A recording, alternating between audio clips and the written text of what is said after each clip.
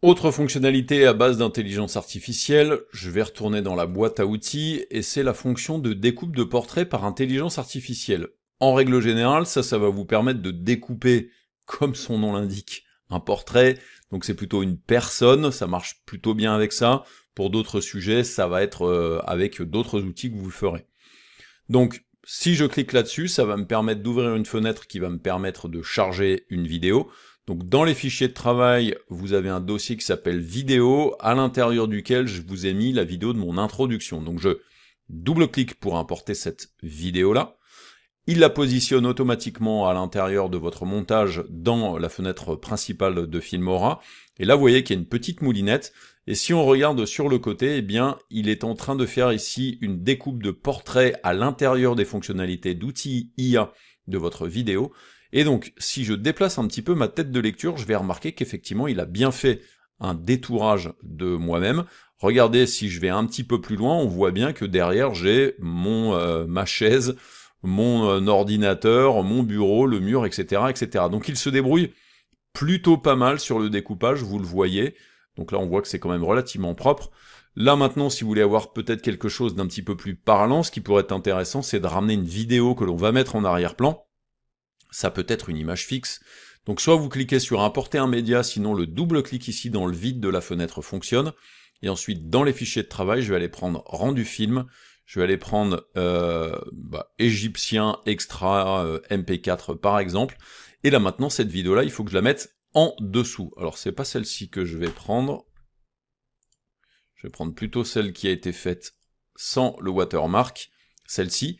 Et donc celle-ci, il faut que je la positionne en dessous de la vidéo qui a été découpée. Donc en fait, dans cette fenêtre-là, si vous venez dans le gris ici et que vous faites un clic droit, vous pouvez ajouter une piste vidéo. Ça me permet maintenant de prendre la vidéo de l'introduction qui est en train d'être détourée, de la mettre sur la piste de vidéo 2.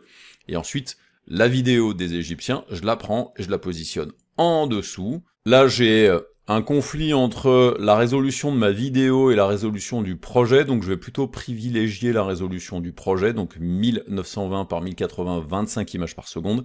Et là, vous voyez que maintenant, derrière, j'ai bien mon petit film qui se retrouve.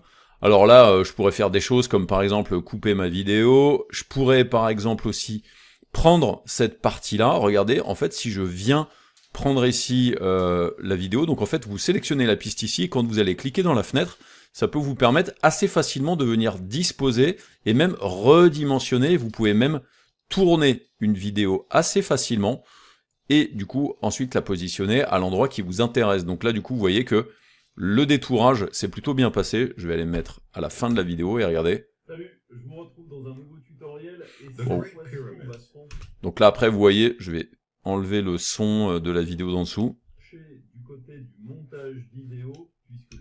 Donc là il y a effectivement un petit peu de déchets là-dedans, mais la découpe est quand même plutôt propre. Bien entendu, si vous voulez faire un truc beaucoup plus propre, il faudra peut-être plutôt filmer sur fond vert.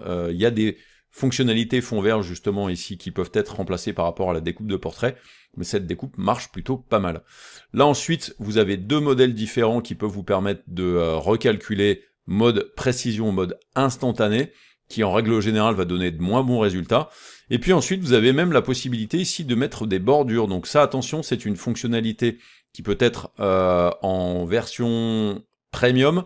Donc celles qui ont les espèces de petits trucs comme ça, c'est justement des fonctionnalités premium. Donc là, du coup, ça me permet, vous le voyez, de mettre ces espèces de petits fils qui tournent autour. Ça, cette fonctionnalité-là, c'est avec des espèces de petits reflets supplémentaires comme ça. Ça, c'est la bordure classique. Donc là, vous voyez qu'elle est violette, mais ensuite, ici, vous allez pouvoir améliorer la bordure, jouer sur l'opacité de la bordure. Vous allez pouvoir changer la couleur, par exemple. Alors, c'est souvent en conflit avec avec ma visualisation ici. Je vais peut-être la mettre plutôt par ici.